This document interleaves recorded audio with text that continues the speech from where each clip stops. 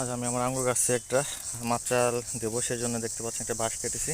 ওখান থেকে বাঁশ কাটা হয়েছে, দেখি আর কয়েকটা বাঁশ কাটতে পারি কিনা। বাঁশ কাটার পরে কিছুটা সারাইগুলো নিচ্ছে এভাবে। এবার আমি বাঁশ থেকে একটা অংশ একটা লাঠি তৈরি করব, কেননা এই লাঠি অনেক কাজে লাগে। দেখা যায় যে এমন একটা লাঠি বানাতে হবে, খুব বড় না এবং খুব ছোট না, তবে ছোট আকারে হলে ভালো হয়। দেখা যাচ্ছে যে সেটা ব্যবহার করতে অনেকটা সুবিধা।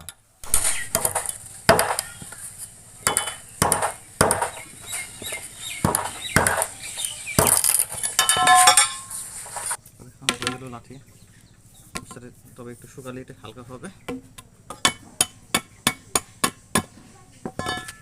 এবার আমি বাকি বাঁশটা দিয়ে এখন যে মাচাল তৈরি করবো আমার আঙ্গুর গাছের জন্য, সেটা সেই মাপ দিয়ে কাটবো।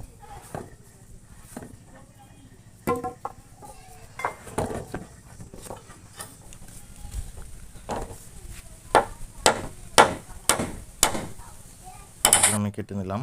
এরপর দেখতে পাচ্ছেন আমার চারপাশে খুঁটি আগেই ছিল, শুধু এখনও সেই বাঁশগুলো চারপাশে চারটা খুঁটিতে এভাবে বাঁধ দেব। এক পাশে বাঁধা শেষ, এবার আমি এই পাশটা এই খুঁটিতে এই বাঁশের আরেকটা প্রান্তে বাঁধ দিচ্ছি। চারপাশে বাঁধার শেষে আমি এবার ওই বাঁশের চারপাশে বাঁশের মাচার উপর দিয়ে এভাবে বাঁশ দিয়ে দিচ্ছি, কিছুটা ফাঁকা ফাঁকা করে দিচ্ছি। একদম ঘন করা যাবে না, আবার একদম ফাঁকাও করা যাবে না। আর এটা হচ্ছে আমার এই প্রথম মাচাল দিচ্ছি আমার আঙ্গুর গাছের জন্য, এর পূর্বে কখনো দেইনি, কোনো অভিজ্ঞতা নেই। তারপর দেখা যাক দিতে পারি কি না।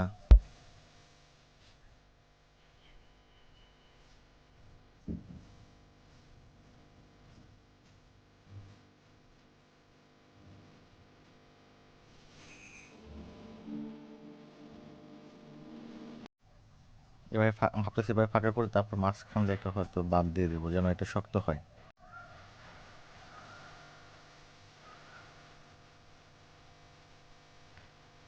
আমার আঙ্গুর গাছ ঝড়ের গত বছর যত হয়েছিল, এবারও দেখা যাচ্ছে যে নতুন কুশি বের হয়েছে।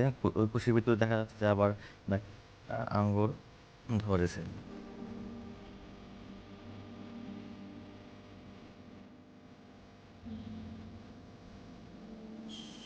তো আপনাদের যাদের এই আঙ্গুর গাছ আছে, এভাবে আপনারা মাচাল তৈরি করে দেবেন।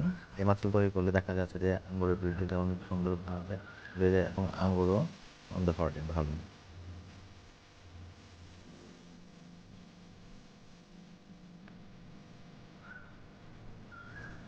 আমার এই পাশটা অবশ্য মাচাল আছে, আমি এই পাশটা একটু বাড়িয়ে দিতেছি। এই পাশটা গতবার আমার অন্যজন দিয়ে দিয়েছিল, আমি পারিনি, তবে চেষ্টা অর্ডার করেছি। আর এই পাশটা আজকে আমি দিচ্ছি। এটাতে এইভাবে তারপরে মাঝখানে ছোটো ছোটো মাটিতে এবার বাঁধে দিয়েছি। এরপরে আমি এই আমার আঙুরের ডালগুলো এটার উপরে উঠে দিয়েছি।